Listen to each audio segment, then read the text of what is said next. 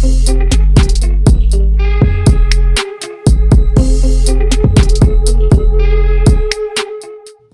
right, so now we're going to go over the summary. Now I know you can find this in your course guide, but I just want to go ahead and go over everything and just make some quick notes as we go through this. I am going to have to look at my laptop because we have a lot of stuff to go over and I want to make sure I don't miss anything. But guys, I'm really fired up about teaching you about this stuff because when I was in the military, I got to do a lot of instructing, a lot of teaching. And while I do have a staff and we do get to do that with our business, one of my true passions is teaching. So this is really exciting for me to go ahead and get started with this. Now, the first thing we're going to talk about is starting your business. Now, with that, we're going to go into picking a name for your company, how to do an EIN and a bank account. You know, do you need to be an LLC? Do you need to be an S corp?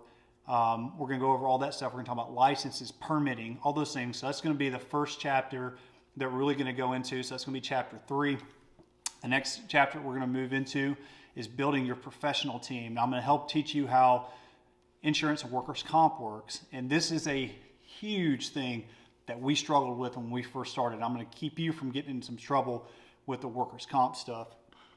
Next, we're going to talk about how to find a lawyer, an accountant, and more importantly, suppliers. Having a supplier on your team and helping building out your professional team is going to make a huge difference in you having success in the future. With that supplier stuff, I'm going to talk a little bit about lines of credit with suppliers who we've worked with in the past. It's been successful. And guys, we're not getting paid by any suppliers to build a relationship for you guys. There's nothing like that. I'm not getting paid by anybody. I'm just going to, again, tell you who we've used and some of the success that we've had with some of the suppliers that we've used in our projects. The next chapter, we're going to talk about how to find roofers and subcontractors. Now, when I refer to roofers, I'm talking about the people who are actually doing the work, whether you're going to hire W-2 guys that are going to be in-house roofers or you're going to hire crews.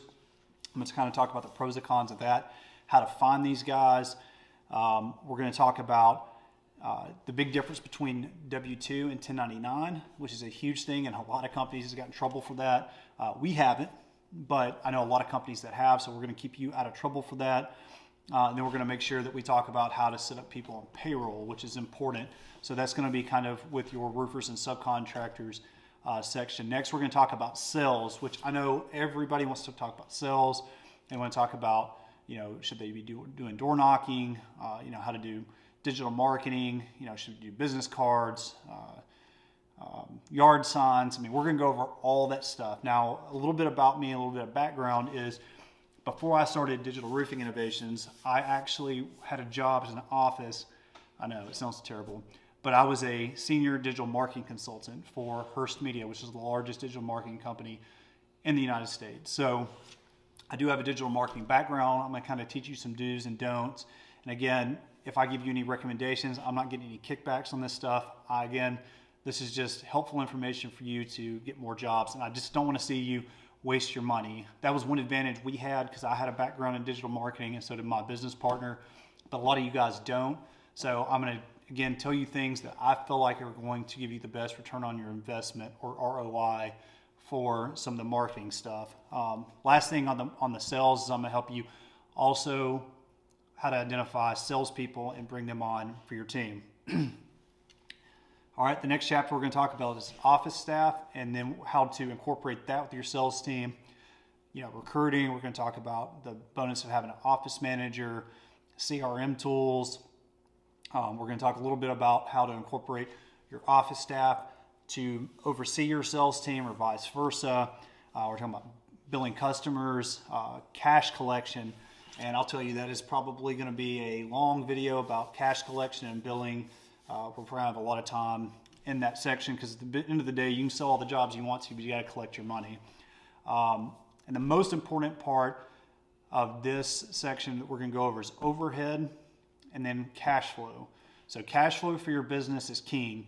And the way to have good cash flow is having a low overhead with high profits. And we're going to get into all that stuff as we go through. And I should have probably brought this up a little bit earlier. I do have a bachelor's degree in business. So that does help some of my education in the past starting a business, but guys, I'm a blue collar guy too. And I started up working on my way up here. The degree just helps me run the business a little bit.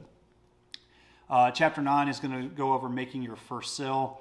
One of the big things with making your first sales, I want to make sure that you have an idea of what the right customer is. A lot of times you go out and have the wrong customer be your first customer, and it can just start your entire company off bad because you want to get sales so bad. So we're going to help you get to the point where you sign your first customer. With that, we're going to help you find the right kind of customers. We're going to teach you how to do inspections, write estimates. We're going to show you how to do sign contracts, and we're going to give you some examples of some contracts to use.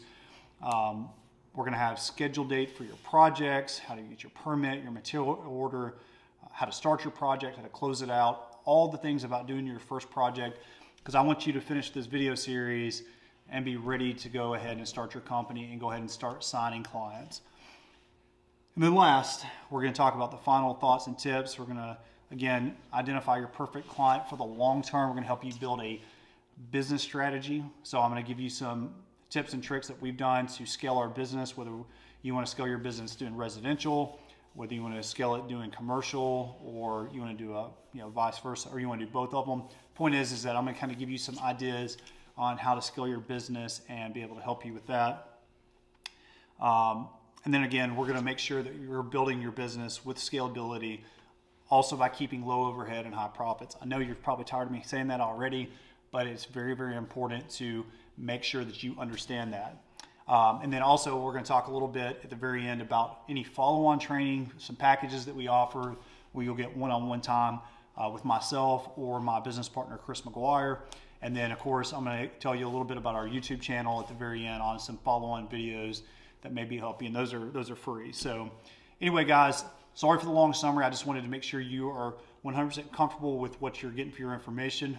But let's go ahead and get started with the actual meat and potatoes of these videos.